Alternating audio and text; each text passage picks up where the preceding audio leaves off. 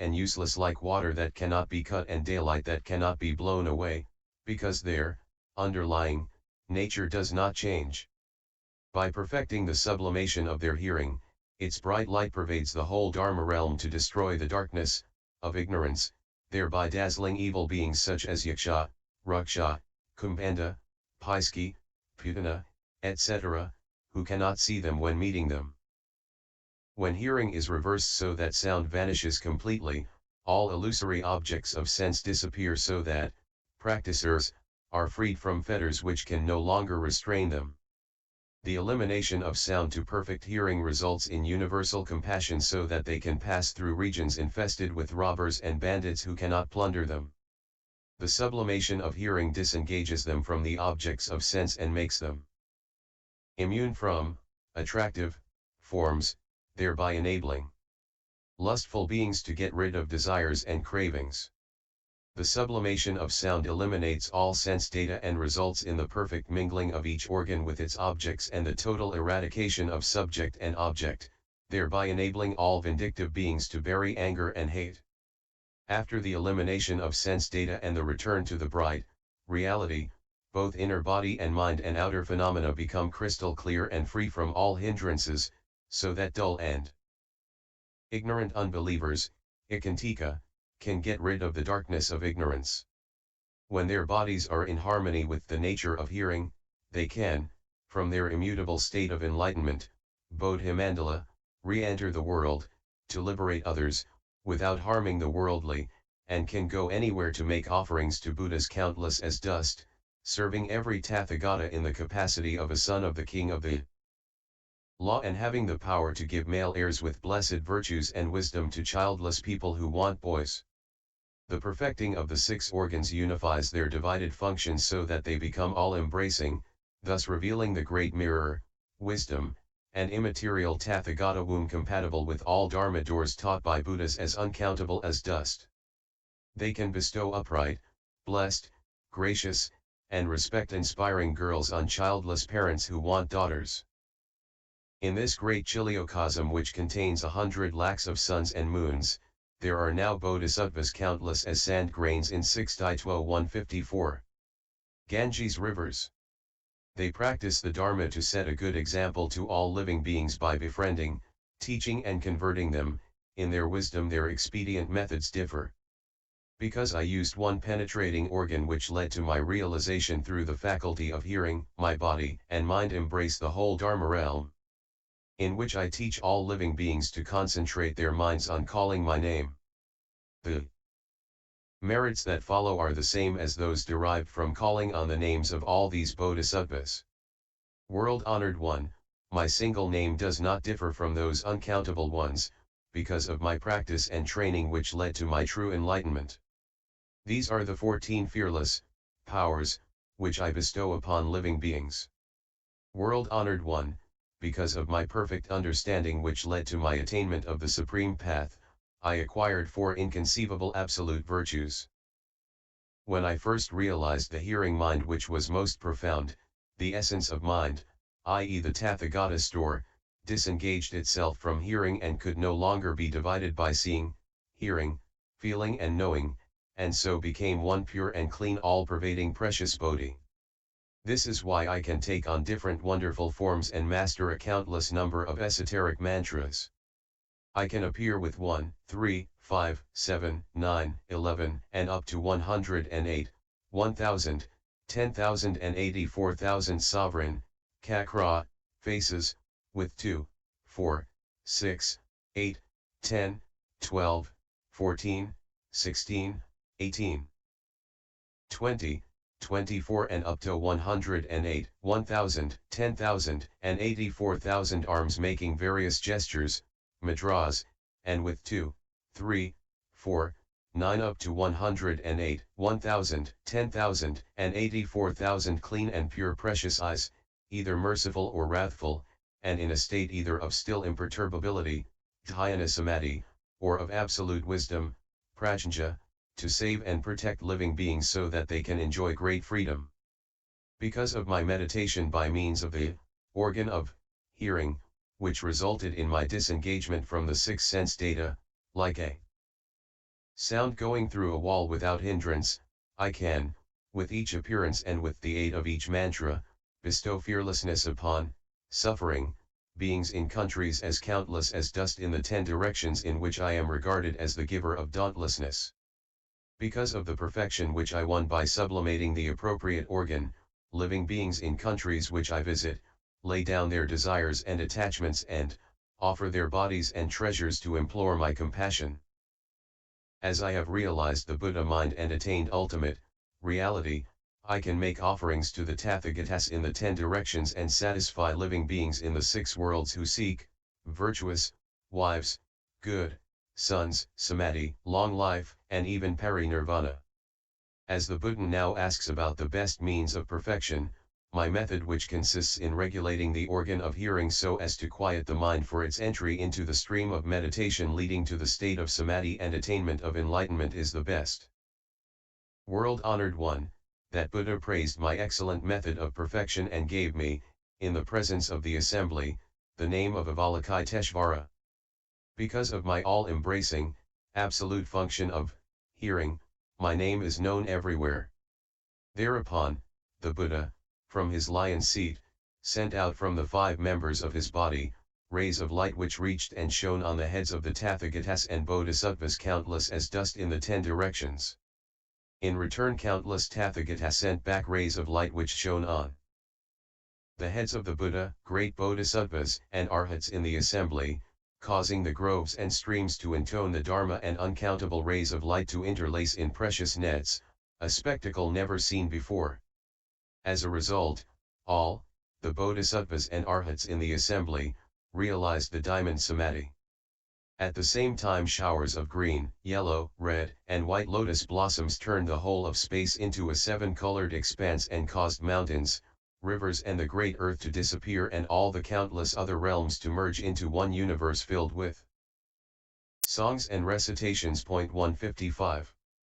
Thereupon the Tathagata said to Manjushri, son of the Dharma king, these 25 bodhisattvas and arhats who no longer need to study and learn, have related the expedient methods used by them at the start of their practice for their realization of bodhi.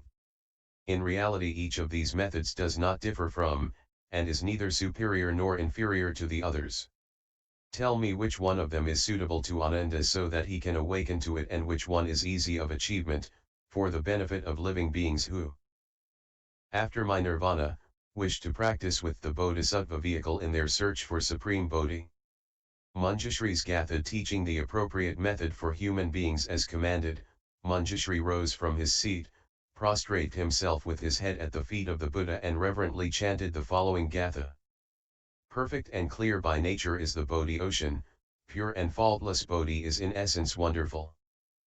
Its fundamental brightness shone, so by chance creating an object which then obscured its radiant nature.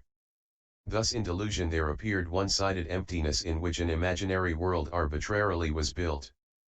Steadying itself, the thinking process made the continents while the illusory knower became a living being. The voidness so created within Bodhi is but a bubble in the ocean. Worldly realms, countless as the dust, arose in this relative emptiness. When the bubble bursts, the void's unreality is exposed, how much more so is that of the 3 realms. Though all return to one nature at the source, there are many expedient methods for the purpose. Though holy nature pervades all, direct or inverse methods are expedients, hence newly initiated minds of different aptitudes are quick or slow to enter samadhi.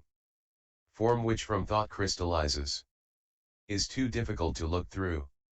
How can perfection be achieved through this impenetrable form? Sound, voice, word and speech are each confined to specific definition, which by itself is not all-embracing. How can they help perfection to achieve? Smell, perceived when in contact with the nose, without that contact is non-existent. How can that which is not always present be a means to achieve perfection? Taste exists not of itself, but is perceived when flavors present. Since sense of taste is ever varied, how can it to perfection lead? Touch exists when there's an object touched, without an object touch is naught. Since contact and its absence are not constant, how can touch help to achieve perfection? Dharma is inner defilement called, reliance thereon implies an object. Since subject and object are not all embracing, how can Dharma lead one to perfection? The organ of sight, although perceiving clearly, sees things in front but cannot see behind. How can partial sight of the four quarters help one to achieve perfection? The inward and the outward breath have no link uniting them. How can they, thus unconnected, be used to achieve perfection? The tongue is useless touching nothing, when flavor is present, there is taste which vanishes when flavor's absent. How can this help to achieve perfection? Body must be conditioned to the object touched, both cannot be used for all-embracing meditation, which is beyond both subject and object with their limits. How can this serve to achieve perfection? The tumult of thinking with the mind disturbs the serenity of right perception. Since stirring thoughts are most hard to eradicate, how can intellect serve to achieve perfection? Union of consciousness with eye and sight has three components that are not settled. How can that which is devoid of substance be used as a means to win perfection? The hearing mind which reaches into space needs a great cause for its development, but untrained men cannot realize it. How can this help to achieve perfection? Meditation on the nose is only an expedient means to control the mind by fixing it for the moment, but wrong dwelling can create an illusory abode. How can this be used to achieve perfection? Preaching the Dharma plays upon voice and words, but awakening occurred during practice long ago. Words and speeches never going beyond the worldly stream. How can this be a means to achieve perfection? Observance of rules of discipline controls the body but never that which is beyond it. Since control of body is not all-embracing, how can this serve to achieve perfection? Transcendental powers come from a former cause. How can they derive from discriminating consciousness? Since thinking from externals cannot stray, how can it serve to achieve perfection? If the element of earth be used for contemplation, it is solid and cannot be penetrated. Belonging to the worldly, it lacks spirituality. How can it be used to achieve perfection? If meditation be on the element of water, the thoughts that then arise have no reality. Beyond feeling and seeing is the absolute, how then can water help to achieve perfection? If for meditation the element of fire be used, dislike of desire is not complete renunciation, 'tis no expedient for newly initiated minds. How then can fire become a means to achieve perfection? If meditation is on the element of wind, motion and stillness are a false duality, from which supreme bodhi cannot develop. How can wine serve to achieve perfection? If the element of space be used for meditation, its dimness and dullness cannot be enlightenment. Since water is unenlightened differs much from bodhi, how can the element of space help to achieve perfection? If on the element of consciousness you meditate, it changes and is not permanent, the mind fixed on it being false. How can that element then help you to achieve perfection? Phenomena are all impermanent. Thinking originally comes and goes. Since cause will ever differ from effect, how can the element of perception achieve perfection? I now submit to the world-honored one, that all Buddhas in this world appear to teach the most appropriate method, which consists in using pervasive sound. The state of samadhi can be realized by means of hearing. Thus was Avalokiteshvara freed from suffering. Hail to the regarder of sound, who, during eons countless as Ganges sand, entered as many Buddha lands to win the power and comfort of his independence. 156. And bestow fearlessness upon all living beings. 157. O you who have achieved the sound profound. 158. The seer of sound. 159. Of sound the purifier. 160. Who, unfailing as the sound of ocean tides. 161. Saves all beings in the world, make them secure, ensure their liberation and attainment of eternity. Reverently I declare to the Tathagata what Avalokiteshvara said. When one dwells in quietude, rolls of drums from 10 directions simultaneously are heard. So hearing is complete and perfect. The eyes cannot pierce a screen, but neither can mouth nor nose, body only feels when it is touched. Mind's thoughts are confused and unconnected, but, voice whether near or far, at all times can be heard. The 5 other organs are not perfect. But hearing really is pervasive. The presence or absence of sound and voice is registered by ear as is or is not. Absence of sound means nothing heard.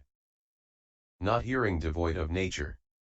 Absence of sound is not the end of hearing, and sound when present is not its beginning. The faculty of hearing, beyond creation and annihilation, truly is permanent. Even when isolated thoughts in a dream arise, though the thinking process stops, hearing does not end, for the faculty of hearing is beyond all thought, beyond both mind and body. In this Saha world, teaching is by voice.